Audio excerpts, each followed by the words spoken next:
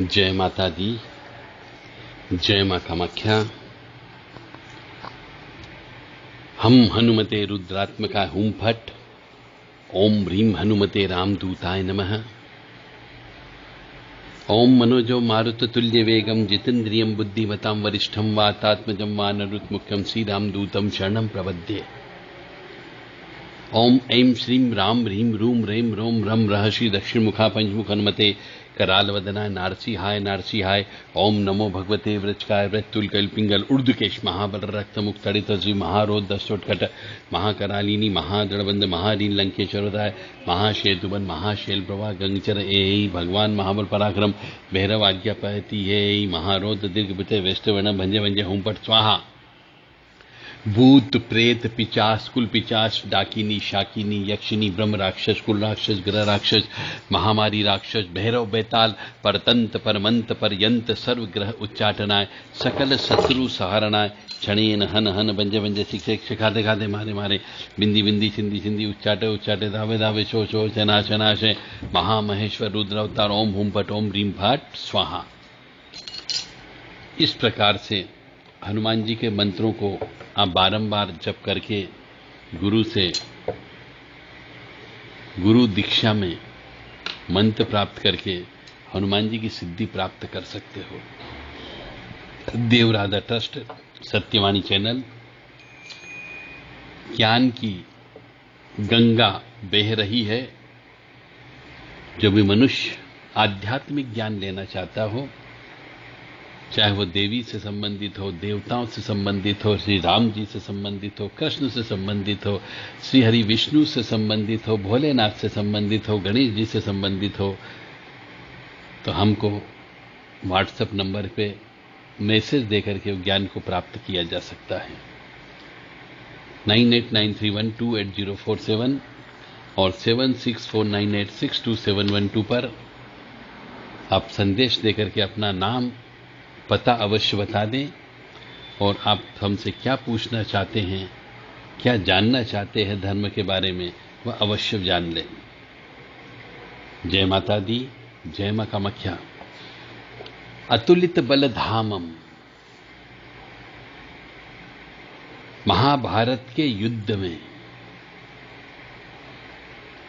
मतलब हनुमान जी के पास में अतुलित बल था जिसकी तुलना नहीं की जा सकती।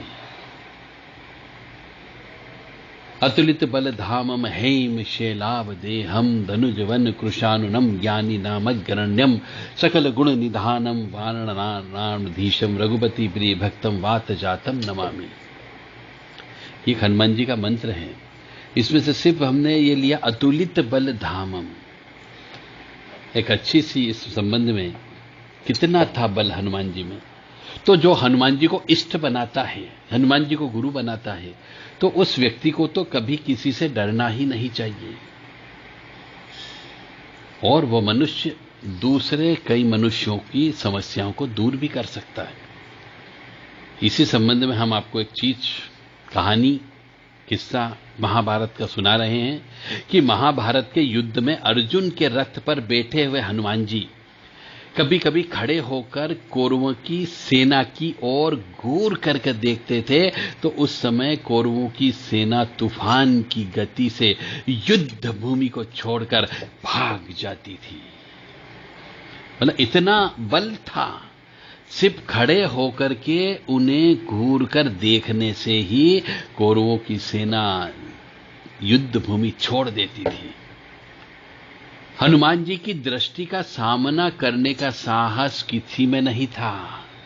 यानी जो व्यक्ति हनुमान जी की साधना कर रहा हो, जो हनुमान जी की सिद्धि करना चाहता हो, उसे अपने मन, कर्म, वचन और आत्मा इन सबको भयंकर पवित्र करना होगा। एक सोने की माफिक अपने शरीर को और आत्मा को और मन को चमकाना होगा, तब जाकर के हनुमान जी की सिद्धि प्राप्त होगी। अन्यथा हनुमान जी की सिद्धि प्राप्त नहीं होगी। लोग कहते हैं हनुमान जी की सिद्धि कर लो।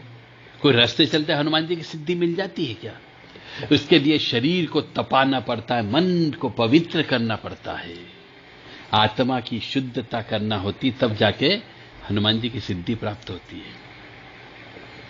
तो हनुमान जी की यदि एक दृष्टि भी आपके ऊपर पड़ जाए तो आप इस तरीके से छोड़ के न चले जाओ साधना को, बीमार न पड़ जाओ, पागल न हो जाओ। इतनी आप में तेज होना चाहिए कि उस शक्ति को आप सहन कर सकते हो।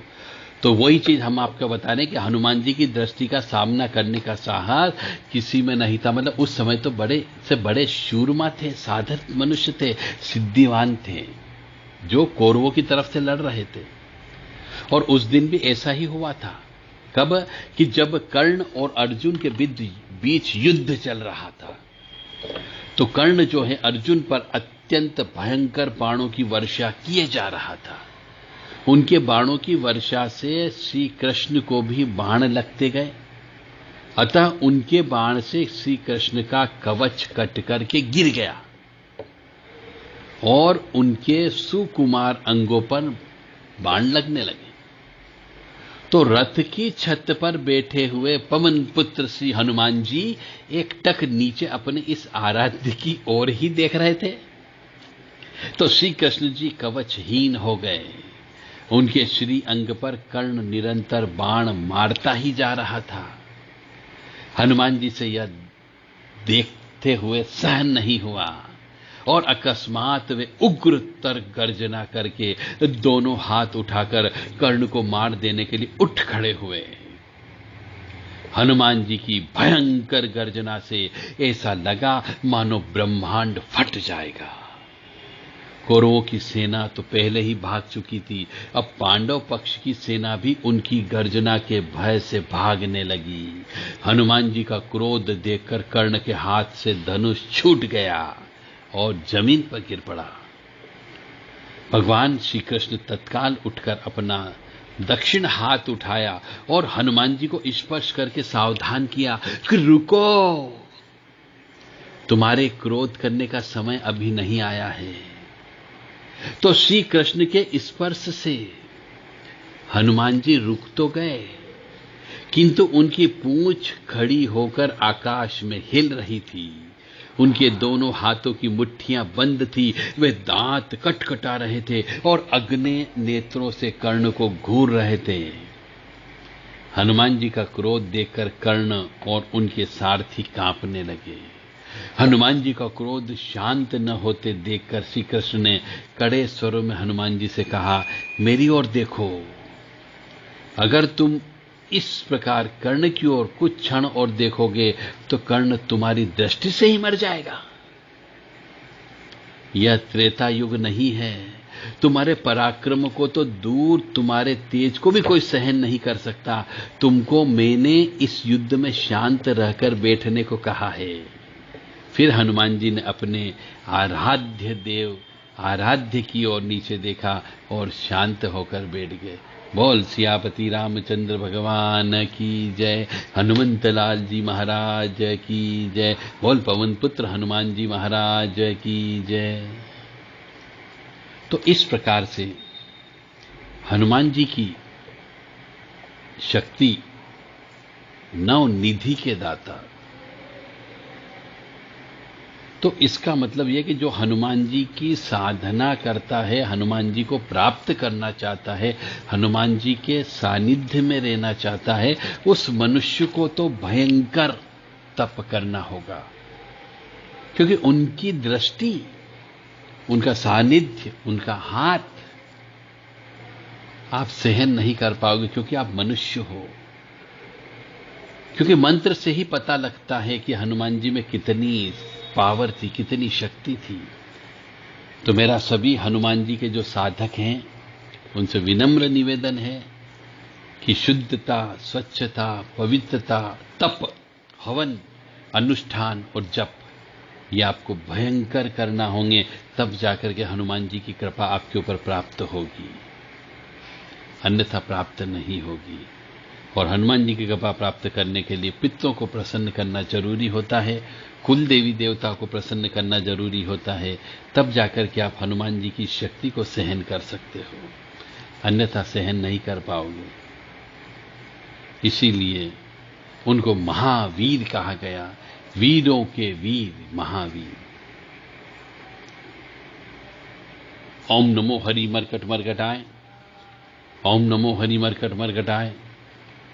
ओम नमो हरि मरकट मरकटाय, ओम नमो आवेशाय आवेशाय, ओम नमो आवेशाय आवेशाय, ओम नमो आवेशाय आवेशाय, ओम नमो आवेशाय आवेशाय। ये भी हनुमान जी के ही मंत्र है। ओम होम हस प्रेम खप्रेम हस्त्रोम हस कप्रेम हसोम ओम। ये मंत्र भी हनुमान जी का है। इन मंत्रों का जप करके तप करें, गुरु के निर्देशन में करें, गुरु के सानिध्य में रह करके करें, ताकि आपको किसी भी अनहोनी या अनिष्ट से आप बच सकें। जय बजरंगबली, जय सिया राम।